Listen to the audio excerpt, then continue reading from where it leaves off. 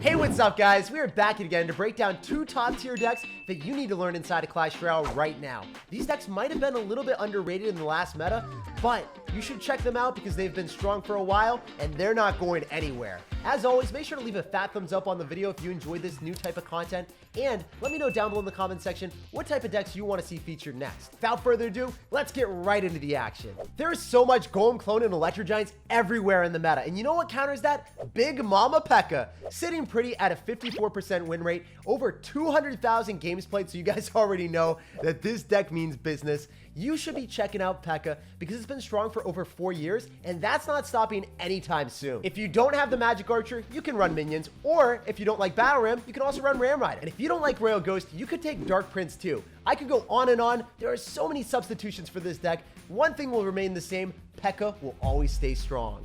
Royal Ghost is one of the most underrated cards in Clash Royale. As you guys can see, it snipes the Musketeer and Miner, and then it baits out a Royal Delivery. That's effectively 10 elixir for 3, a juicy positive elixir trade. It's definitely one of the sneakiest and can be one of the most valuable cards in the game. Even at 0 HP, your opponent's going to have to deal with it because the invisibility tactic will still give you the ability to do damage on your opponent's tower. One thing that I really appreciate in this game is knocking the Musketeer the other side with a Fireball, so you're able to get so much value, forcing out even extra elixir against the bridge spam. Another tip for Pekka decks is if you are ever playing against a control deck with a lot of buildings, you're not going to be able to break through unless you slow roll a Pekka in the back. As you guys can see against this Mortar player, our professional Pekka player is going to slow roll a Pekka in the back, build up a big push, and then eventually find damage with the Battle Ram. Make sure to drop your Pekkas in the back only when you're up elixir, otherwise you can get punished for it. But as the game goes on longer and you're able to build up even bigger Pekka pushes, it becomes way scarier for your opponent. Whether you're running Battle Ram or Ram Rider, you're able to use it to kite your opponent's units to the other side, or even bait out mortar shots. So the mortar's locking onto that instead of the tower, and then the Battle Ram forces out so much extra elixir from your opponent that really doesn't want to be doing that. Not only are you baiting out elixir with the Battle Ram, but you're giving yourself perfect Magic Archer opportunity. That Magic Archer is going to lock onto whatever your opponent tries to defend with, and it's going to secure some juicy damage.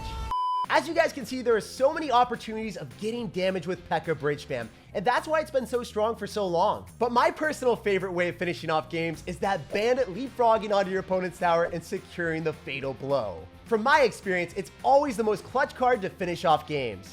And the second deck that we're going to be taking a look at today is this Mortar Fast Cycle deck. It is incredibly annoying to play against. No one likes this thing unless you're playing it, and it's a lot of fun there. As you guys can see, there's a Bandit and an Electro Wizard trying to finish off the Mortar, and it always gets that last hit. I'm sure you guys can empathize with the opponent there with the Pekka deck, because that Mortar, getting that last hit there, it hurts. And the pain and suffering does not stop there. Because you've got Tornado in the deck, if your opponent has any card that you can activate King Tower with, it's going to be free real estate. Look at this placement of the Electro Wizard Tornado. You're able to activate King Tower with that every single time. And when you do activate King Tower, it's going to be a free win against every graveyard game, and it's going to be a lot easier against bridge spam, just like the deck that we're playing against right now. Of course, this deck is not going to stop being obnoxious, so the Firecracker, it won't die ever. If you're able to keep that thing alive and it just keeps bouncing back away from the danger, your opponent's going to be in a dangerous situation where they're going to want to throw their phone, because if the Firecracker stays alive, it's permanent value. So basically what I'm trying to say, with the Firecracker, Tornado, and the Mortar all together in one deck,